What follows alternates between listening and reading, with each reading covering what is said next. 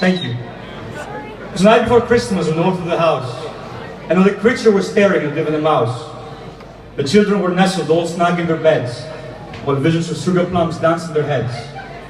But whilst babies were sleeping, the war leaders grew mad and pressed the red buttons.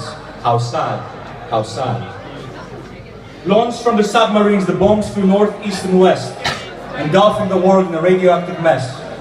Mankind was extinguished with the very last child, on Christmas Eve, no less, as it slept calm and mild. This was 20 years ago now from that horrible day that the politicians and soldiers blew us all away. All that survived were the innocent creatures, the chickens and the snakes, nothing more featured. As is often society's wiped to a blank slate, a great war broke out between chicken and snake. Much blood was shed and more lives were lost, yet a known peace emerged after terrible cost.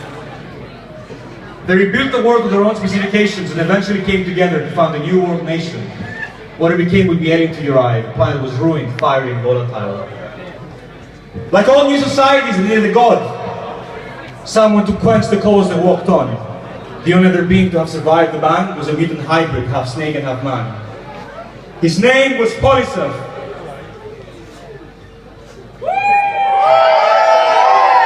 Born from human womb, his mother had hidden in the fridge to escape the boom. But radiation did its work and he was born reshaped, with 2 heads, 4 eyes, and the body of a snake. He rules over the chickens with an iron fist, demands sacrifices, celebrations, and supplicant gifts. 12 days before the disaster, December the 12th, is Polycephalus, a celebration above all else. Polycephalus is proud of his human ancestry, and demanded Polycephalus to be dedicated wholeheartedly to mankind, but he knew nothing of their culture, except what remained: tinsel, baubles, and evergreen fare.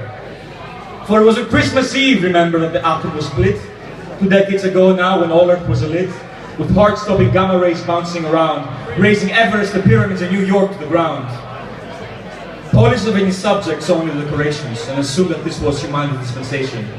So year after year, on the 12th of December, they decorate accordingly to honor and remember the ways of a noble race reduced to embers. So come one, come all to this tragic affair, and hope that the new race will take kinder care of Earthers who left her in time of distress. Come one, come all, it's the day of Polycephalus.